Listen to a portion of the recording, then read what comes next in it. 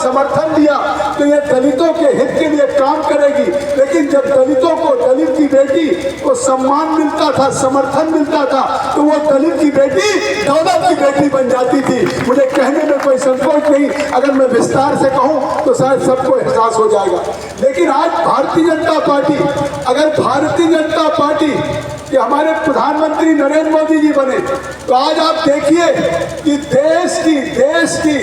उस 140 करोड़ लोगों में जो देश का सबसे सर्वोच्च स्थान है, भारत का जो सबसे संवैधानिक पद है, उस संवैधानिक पद पे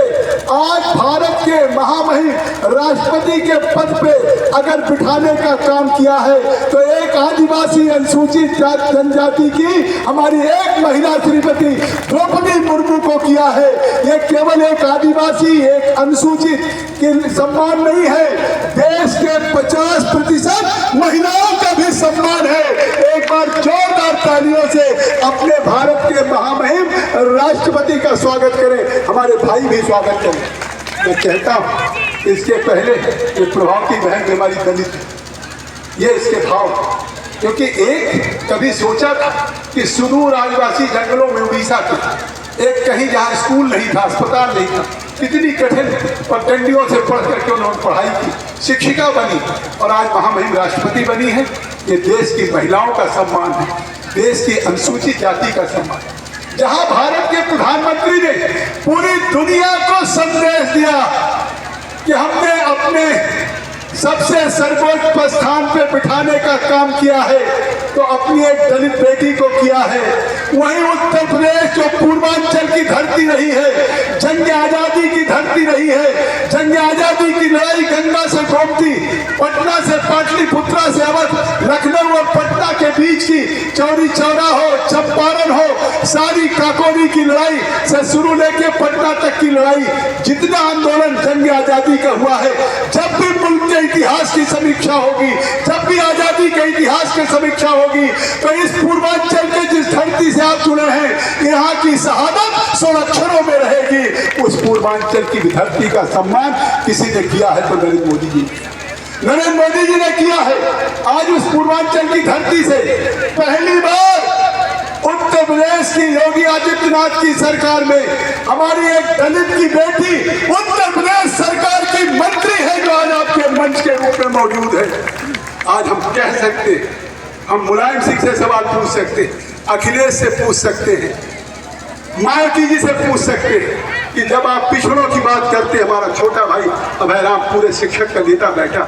समय कमी थी, मैं क्षमा चाहता हूँ, आप बहुत अच्छे वक्ता, आप बोलना भी चाहते। मैं पूछना चाहता हूँ कि अगर आज अखिलेश जी को ही सरकार में मौका मिलता है,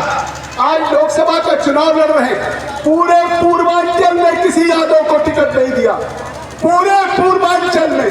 इस डुमरियागंज के चिंकू यादव थे, लोग विधानसभा दो बार चुनाव लड़े, 53,000 वोट पाए, 2 बार जिला परिषद अध्यक्ष रहे, उनका टिकट कटा, लालजी यादव जी का टिकट कटा, भालचंद यादव का टिकट कटा, बालेश्वर यादव का टिकट कटा, पूरे पूर्वांचल में एक टिकट दिया है, और वो भी आजमगढ़ से, किसको? अपने इटावा से सगे चाचा के लड़के धर्मेंद्र यादव को दिया। आज मोदी जी परिवारवाद के खिलाफ लड़ रहे हैं, आज परिवार के खिलाफ पूरा देश इकट्ठा हो गया है, क्योंकि मोदी जी कहते हैं हम अगर देश के लिए हैं, राष्ट्र के लिए हैं, समाज के लिए हैं, तो यहाँ परिवारवाद होगा। तो आज उन्होंने जिस तरीके से किया, और उन्होंने जहां अपने परिवार के धर्मेंद्र यादव को दिया है, वही भारतीय जनता पार्टी ने किसको दिया है? निरहुआ को दिया है, जो उसी क्षेत्र का एक गरीब खेत खलिहान गांव का लोक गायक, गीत गायक था, और आज उसको भारत की सर्वोच्च पार्लियामेंट में पहुंचाने का। आज इस 3 जिले में विधान परिषद में, इस सर्वोच्च सदन में आज 3 जिले के हमने अगर भेजने का काम किया है, तो सुभाष यदुवंश को भेजने का काम किया है। तो आज पिछड़ों की हमदर्दी नहीं, उनकी भागीदारी नरेंद्र मोदी जी कर रहे हैं, योगी जी कर रहे हैं। आज अनुसूचित जाति, जहाँ मेरी पूर्वांचल की बेटी बैठी हुई है, हमारी आज हमारे